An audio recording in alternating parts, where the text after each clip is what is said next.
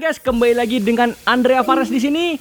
Kali ini kita bakalan mau bahas sebuah kasus di mana NMAX New bisa kalah melawan Beat. Ya, Beat.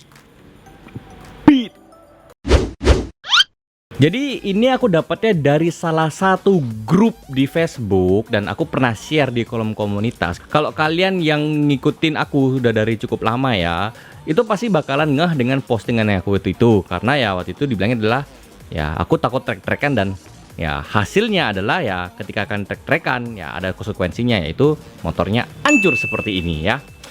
Jadi kok bisa ya NMAX New bisa kalah lawan Honda Beat ya? Secara kan ya Beat itu motor kecil, sedangkan NMAX itu motor yang lebih besar.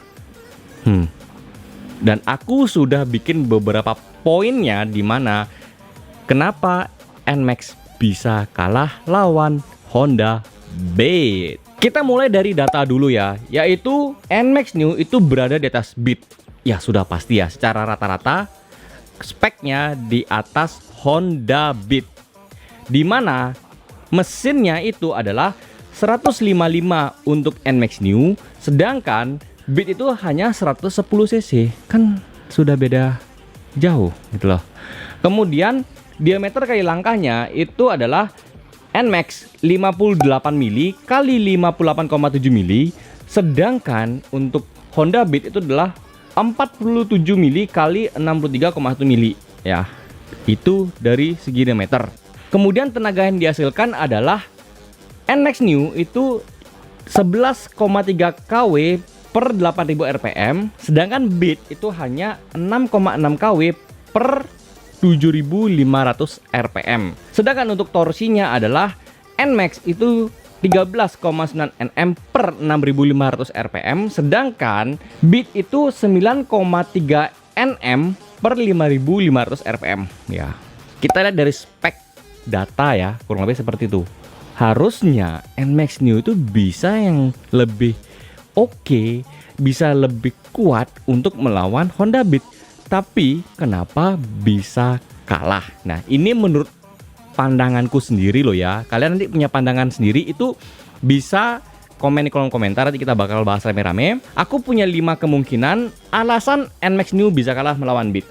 Yang pertama adalah bobot NMAX yang lebih berat sehingga bermanuver lebih susah di kondisi jalanan yang agak padat. Jadinya ya memang untuk Honda Beat kan memang secara bobot lebih ringan ya, jadi untuk bermanuver itu lebih gampang. Dalam arti adalah ini kondisi jalanannya itu yang aku nggak bilang macet, tapi agak padat ya. Jadi masih ada beberapa kendaraan seperti mobil, truk dan sebagainya itu. Nah itu mungkin agak susah ada begininya, ngidap-ngidapnya. Sedangkan Beat kan ringan, tinggal main sikat-sikat enak gitu loh ya. Jadi bobot dari kendaraan itu berpengaruh ya, apalagi bobot dari pengendara itu juga berpengaruh. Kurang lebih seperti itu ya. Kalau misalnya nih ya, misalnya ternyata sama-sama kurus. Kalau orang kurus kasih motor yang besar itu rata-rata agak susah bermanuver. Kalau dia ideal mungkin masih bisa. Tapi kalau yang berkendara itu ya nggak ideal, terlalu berat atau terlalu kurus, menurut gua gimana agak susah sih. Yang kedua adalah kondisi rider yang belum mengenal penuh potensi dari NMAX New-nya. Jadi orang ini mungkin baru punya NMAX. Sok-sokan ya, jadinya trek-trekan tuh. Wah, ini ada motor kecil sikat, kayaknya adrenalin. Wah, tapi dia nggak tahu cara mengendalikan atau mengeluarkan potensi dari NMAX New, sehingga ya biar lost control dan hasilnya seperti ini kan.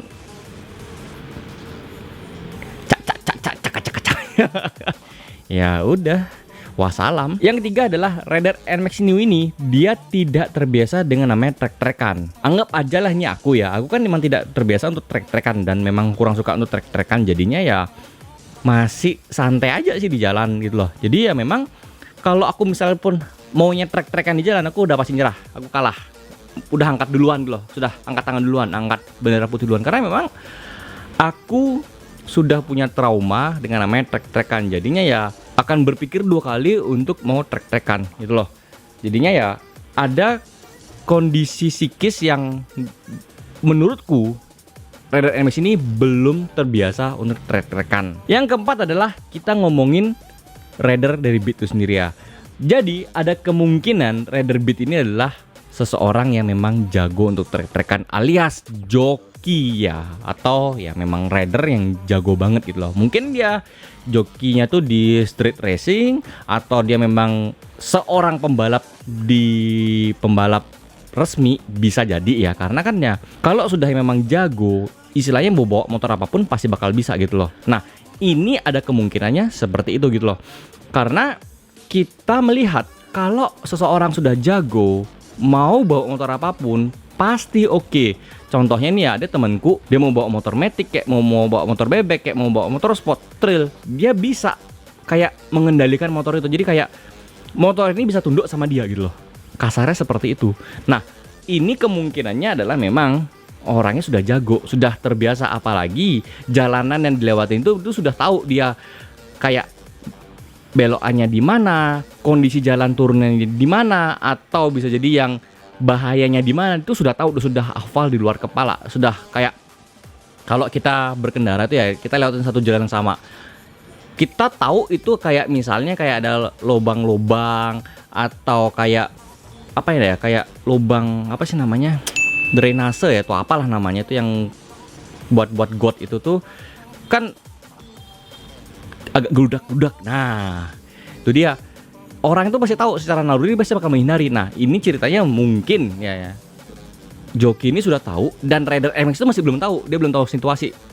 Jadinya ya udah, boom, Beat menang, NMAX kalah. Dan kemungkinan yang terakhir adalah ini yang kelima ya. Beatnya atau motor Honda Beatnya itu sudah di-upgrade ya. Entah apapun yang di-upgrade-nya, mulai dari CVT-nya kayak maunya di mesin kayak, atau memang sudah speknya spek balapan, atau memang ya udah racing banget ya. Itu bisa saja terjadi karena memang waktu aku cek di postingannya itu tidak disebutkan Beatnya itu seperti apa. Tapi yang jelas kalau spek dari motor Beat itu sudah di-upgrade, sedangkan NMAX New yang tadi itu dia masih standar, ya wassalam sih, kalah juga gitu loh. Apalagi ya nyangkut nomor 4, sudah ridernya joki, kemudian Beatnya sudah di-upgrade, ya wassalam gitu loh. Sedangkan yang NMAX ini ya masih noob, ridernya noob ya, noob cupu ya. Terus mesinnya juga masih standar, ya udah wassalam gitu loh. Karena sekali lagi ya, kalian kalau sudah berani main trek-trekan di jalan, resikonya gede banget. Kalau kalian mau main trek-trekan ya udah di sirkuit aja gitu loh. Karena ya kalau sirkuit itu sudah pasti aman gitu loh. Tapi kalau kalian jalanan, resikonya ya besar banget. Ya kalau cuman akhirnya jatuhnya seperti ini ya. Gimana kalau kalian pindah alam? Pikir. Jadi itu adalah kemungkinan-kemungkinan yang sudah aku rangkum, yang sudah aku coba cari kemungkinan yang paling terdekatnya ya. Jadi kalian yang punya kemungkinan lain, silakan komen di kolom komentar. Nanti kita bakal bahas rame. Siapa tahu kalian punya kemungkinan yang lebih masuk akal, atau mungkin yang kocak-kocak, yang lucu-lucu.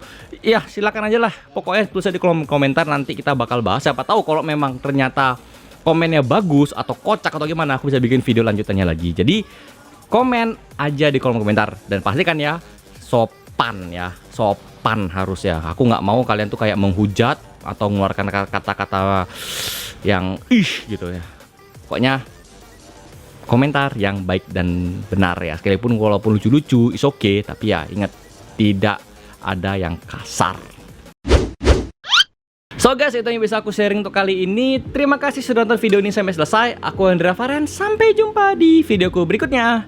Keep safety riding and enjoy your ride.